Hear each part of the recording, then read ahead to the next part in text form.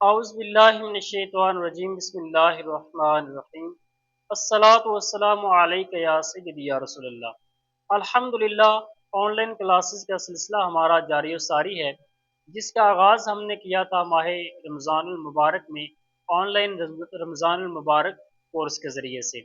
تو یقیناً اس کے اندر ہم نے روزوں کے مکمل مسائل، وضو کے مکمل مسائل، غسل اور طہارت کے مکمل مسائل کو ڈیٹیل کے ساتھ جانا۔ تو ابھی عید الاضحیٰ کی آمد ہے، تو اسی سلسلہ میں آج سے ہی ہم آغاز کر رہے ہیں آن لائن عید الاضحیٰ قربانی کورس کا۔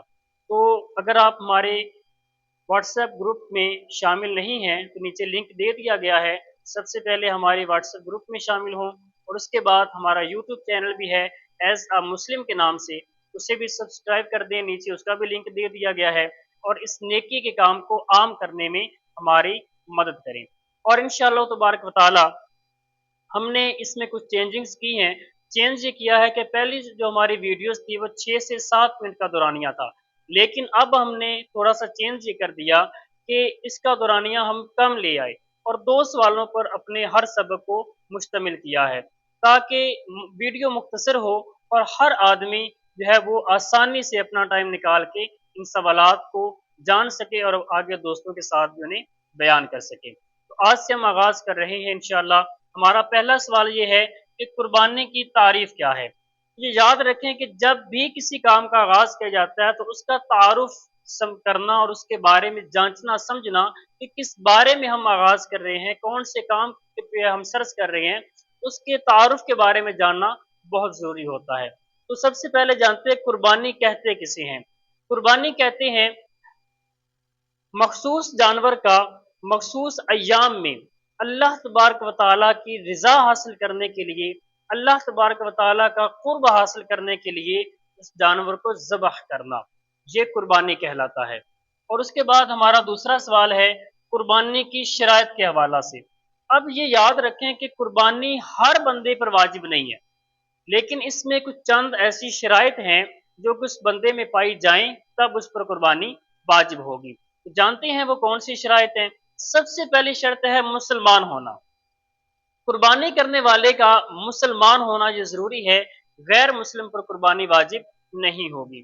اس کے بعد اگلی شرط ہے دوسری مقیم ہونا۔ قربانی کرنے والے کا مقیم ہونا شرط ہے، مسافر پر قربانی واجب نہیں ہوگی۔ اس کے بعد ہے آزاد ہونا۔ ابھی تو یہ شرط نہیں پائی جاتی کیونکہ ابھی وہ غلام والا سسٹم موجود نہیں ہے۔ پہلے دور کے اندر غلام ہوتے تھے، ان پر قربانی واجب نہیں ہوتی تھی، آزاد پر قربانی واجب ہوتی تھی۔ تو ابھی آزاد کے معاملات جو ہیں انہی پر ڈسکس ہوگی۔ اور اگلا ہے بالغ ہونا۔ بالغ پر قربانی واجب ہے، غیر بالغ پر یعنی کہ چھوٹے بچے پر قربانی واجب نہیں ہوگی۔ پانچویں شرط ہے عاقل ہونا۔ قربانی کرنے والے کا عاقل ہونا شرط ہے، پاگل اور مجنون پر قربانی واجب نہیں ہوگی۔ چھٹی اور آخری جو شرط ہے وہ ہے مالدار ہونا، صاحب نصاب ہونا۔ صاحب نصاب کسے کہتے ہیں؟ جس کے پاس کم از کم 52.5 تولے چاندی یا کم از کم 7.5 تولے سونا موجود ہو، یا انہی کی مثل، انہی کی مقدار، اتنی ہی قیمت موجود ہو ضروریات اصلیہ سے ہٹ کر، اس شخص پر قربانی واجب ہوگی۔ تو یہ 2 سوال تھے ہمارے آج کے، تو امید کرتا ہوں آپ کو سمجھ میں آئے ہوں گے۔ انشاءاللہ اگلے سبق کے اندر ہم ان شرائط کی کچھ مزید ڈیٹیلز کے بارے میں جاننے کی کوشش کریں گے۔ اللہ تعالیٰ سے دعا ہے کہ اللہ تعالیٰ علم و عمل کی توفیق عطا فرمائے۔